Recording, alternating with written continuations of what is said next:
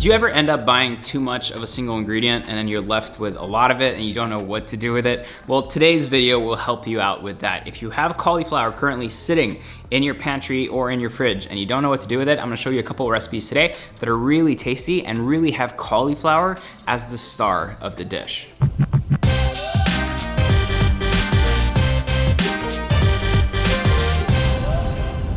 This is probably one of my favorite recipes. It's a whole roasted cauliflower. I think when we think of healthy eating, we usually end up eating a lot of protein, which is not necessarily a bad thing. You can eat a lot of protein, but I do think from time to time, you do need to have recipes and dishes where the vegetable is the star. And this kind of dish is really simple, makes use of the whole ingredient, which I'm a huge fan of. And it's just really tasty, and it will make you really full. The first one I'll show you how to do is a whole roasted cauliflower recipe that is really famous because of this restaurant called Mousse. I was watching an interview with the head chef and he said that his secret was using a young cauliflower, well, almost like a baby cauliflower. I'm looking for a cauliflower that is young and small. Now, unless you know a cauliflower farmer, which I don't think a lot of us do, it'll be hard to get those at the supermarket. The reasoning behind this is that the younger the cauliflower, the firmer and the tighter the florets will be, just like this. So I just bought the smallest and firmest cauliflower I could at the supermarket. Ideally, you can also find one that still has its leaves intact and that kind of cover the cauliflower. Get a big pot out that will fit and submerge the whole cauliflower. Measure how much water you'll need to do that, and then whatever that amount is, place 7% of that total weight in salt. Bring this to a boil. Submerge the cauliflower and boil this for about 10 minutes. Just keep checking it.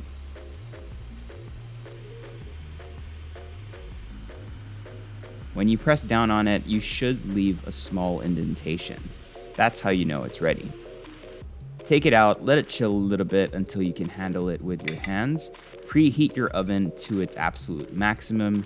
Place enough extra virgin olive oil to cup in your palm. Spread it all over the inside of your hands and give your cauliflower a little massage. It deserves it. Sprinkle this with some sea salt and roast in the oven until nice and brown.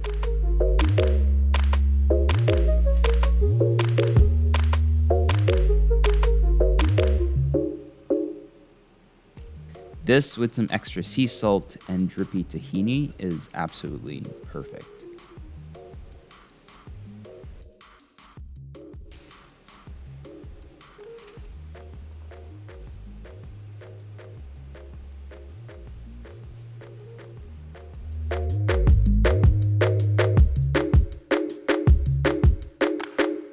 Potatoes are probably one of my favorite ingredients in the whole wide world. If I could eat potatoes every day, I would. How will I eat them? Mashed potatoes and roasted potatoes. Both of them are amazing dishes. Very quick recipes to do and usually build a ton of flavor. I don't even need protein. I could just literally eat a bowl of mashed potatoes.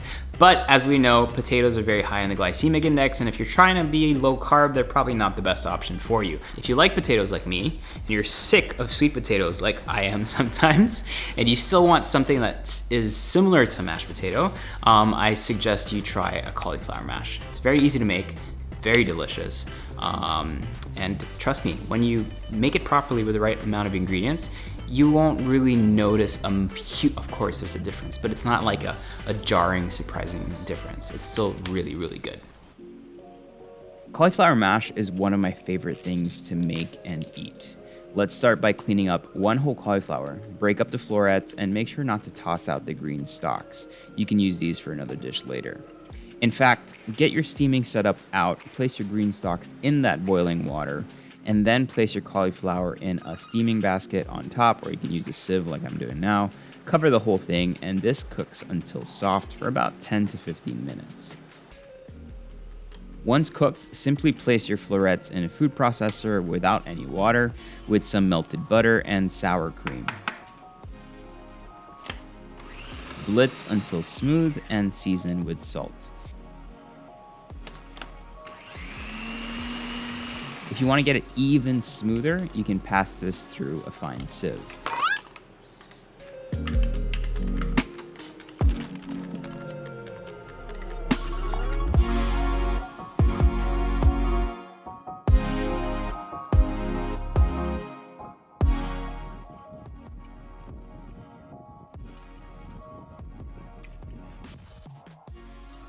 Very nice man. You see, it's red. See? Ewan ko bakit I can't. Napag na-taste ko na. Nakakapa ako. It's all in your mind. No. Yeah. For our stocks, very simple. These are pretty much cooked by now. So just place them in a pan with some butter and season with some salt if needed.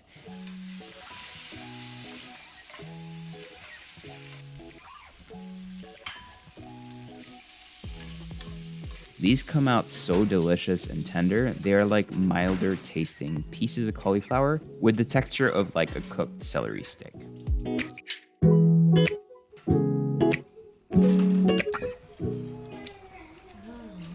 Cauliflower rice is massively popular nowadays, and rightly so, because it's delicious. But at the same time, it's for people who are looking for lower carb options, who are trying to be keto, who are trying to replace their consumption of rice in general, or maybe just up their consumption of vegetables.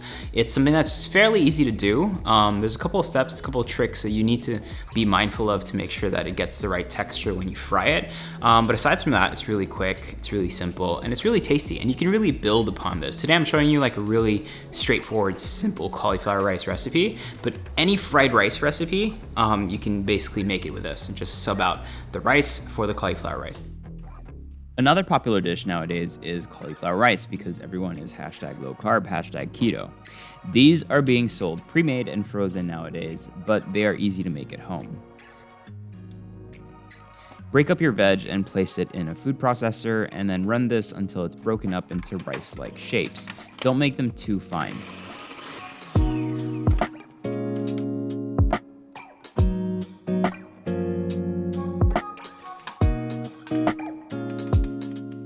Press this down in a kitchen towel to try and draw out some of the excess moisture. Alternatively, you can also just spread this out on a baking sheet and then put this at your lowest setting in your oven to try and draw out more moisture. Get a pan hot with some olive oil, add in some garlic and some onions, and then just mix that until fragrant for about 3 minutes. Toss in your cauli rice and mix. Cauliflower can be eaten raw, by the way, so cook this down to where you want it. I don't like mine mushy at all. I like to keep some kind of like bite to it, since I still want this to feel like rice. When ready, season with pepper, soy sauce, some sliced scallions, some chili oil, really up to you.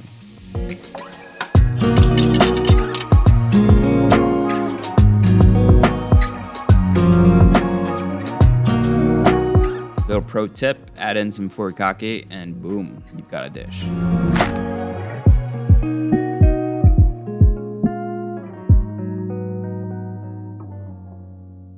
This one will seem very strange to a lot of people, but if you want something that tastes, smells, and honestly looks like chocolate mousse, you can do it with cauliflower. I know it's weird, I know it's strange, but trust me, try it. If you cook the cauliflower properly, by really boiling it fast until it's soft, you won't taste the cauliflower.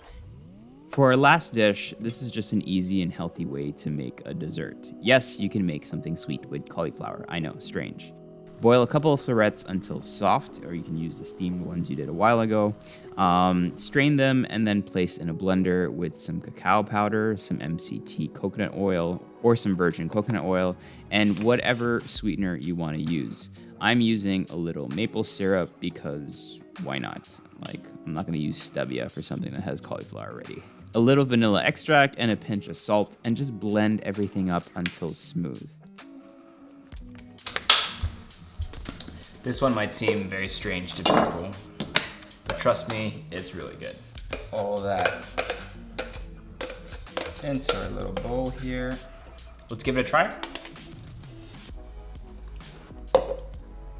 So the cauliflower doesn't really come out. Like, I feel like if you were to give this to someone and maybe add a little more sweetness, they would have no idea that there is cauliflower or vegetables in here. Texture is amazing. Super smooth. I think it's because mostly of the MCT oil. But yeah, if I have a sweet tooth but I want to stay healthy, this could work.